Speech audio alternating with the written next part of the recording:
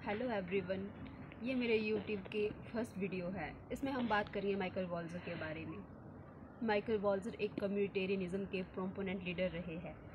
ये एक American political theorist भी रहे हैं और ये कम्युनिटेरियनिज्म को बहुत ज़्यादा प्रमोट करते हैं। कम्युनिटेरियनिज्म समुदायवाद का अर्थ है कि जिसमें इंडिविजुअल से ज़्यादा कम्युनिटी को ज़्यादा प्रेफरेंस दी जाती है। माइकल वॉल्जर की कुछ इंपॉर्टेंट वर्क्स रहे हैं जिसमें जस्ट एंड अनजस्ट वॉर, जिसमें उन्होंने जस्ट वॉर के बारे में बताया है कि एक वॉर कब जस्ट वॉर कहलाती है। और इसमें उन्होंने just in below and just at बेलम का जो टर्म है उसको भी उन्होंने इसमें बताया है। इनकी जो सेकंड जो इनका वर्क है वो है स्फीयर ऑफ जस्टिस 1983। इसमें माइकल वॉल्जर ने जस्टिस का जो आइडिया है उसको दिया है। माइकल वॉल्जर के अब हम इसके जो माइकल वॉल्जर इसके जो जस्टिस का जो आइडिया है उसको थोड़ा सा देखेंगे। माइकल वॉल्जर ने अपना जो जस्टिस का जो आइडिया है वो अपनी बुक स्फीयर ऑफ जस्टिस में दिया है और इसमें उन्होंने एक इम्पॉर्टेंट जो कंसेप्ट है उनका कॉम्प्लेक्स इक्वालिटी का वो उन्होंने दिया है।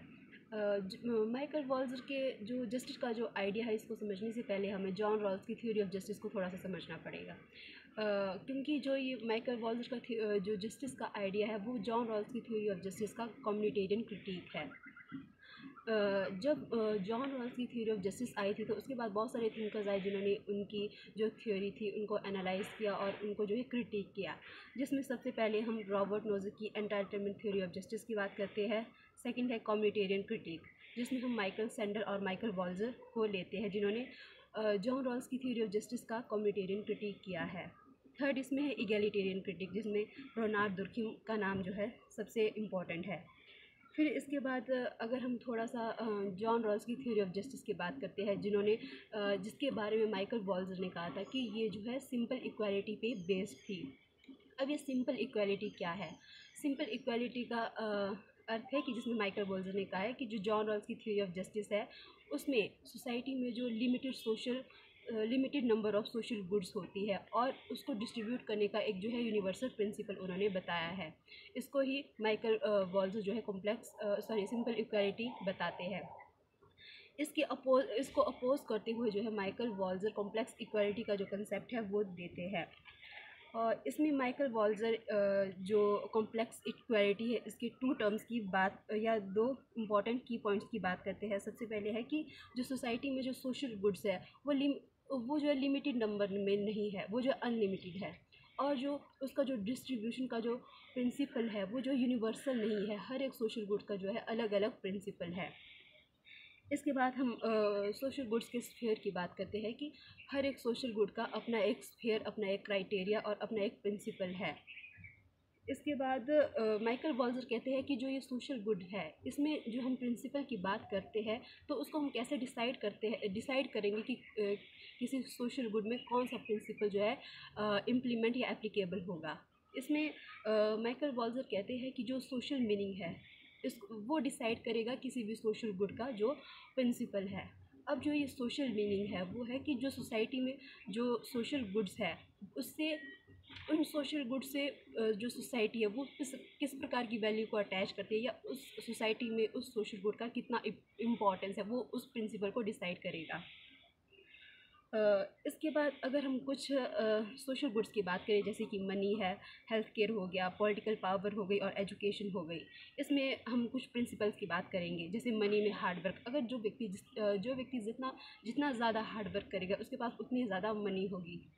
या फिर जिस व्यक्ति के पास पॉलिटिकल पावर जितनी ज़्यादा होगी यानी कि उसका जो प्रिंसिपल है वो है वोटिंग सिस्टम या फिर सपोर्ट। लोगों का जितना ज़्यादा सपोर्ट उस व्यक्ति को मिलेगा उसके पास उतना ज़्यादा वो सोशल गुड अवेलेबल होगा।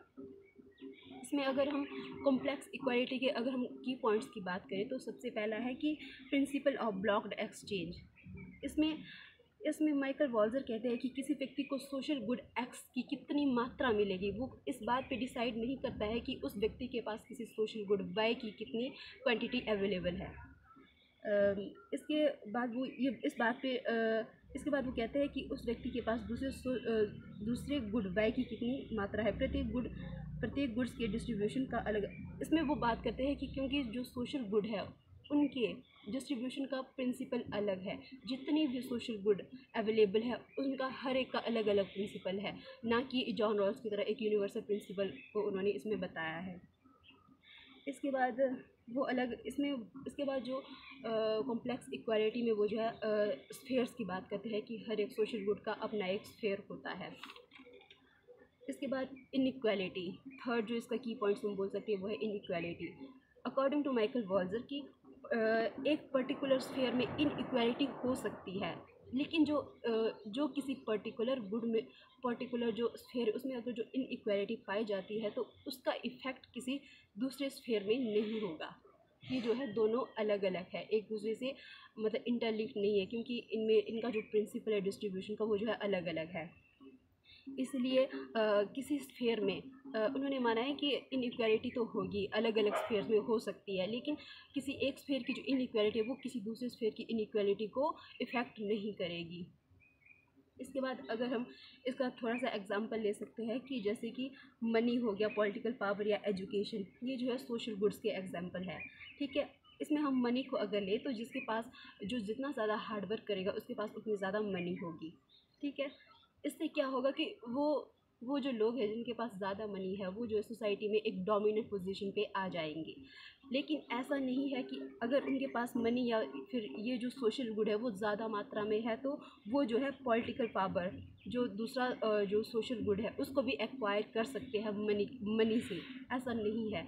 अकॉर्डिंग टू माइकल वॉल्जर अगर वो ऐसा करते हैं कि किसी एक सोशल गुड जो कि उनके पास बहुत ज़्यादा या फिर डोमिनेंट उसमें है तो वो उस चीज़ से किसी दूसरे सोशल गुड को भी एक्वायर करेंगे। अकॉर्डिंग टू वॉल्जर ये जो है इनजस्टिस होगा, ऐसा नहीं होना चाहिए, क्योंकि अलग अलग सोशल गुड का जो है अलग अलग प्रिंसिपल है, और किसी व्यक्ति को किसी सोशल गुड की कितनी क्वांटिटी मिलेगी ये इस बात पे डिपेंड करता है कि उस सोशल गुड को डिस्ट्रीब्यूट करने के लिए कौन सा प्रिंसिपल यूज़ किया जा रहा है। Thank you.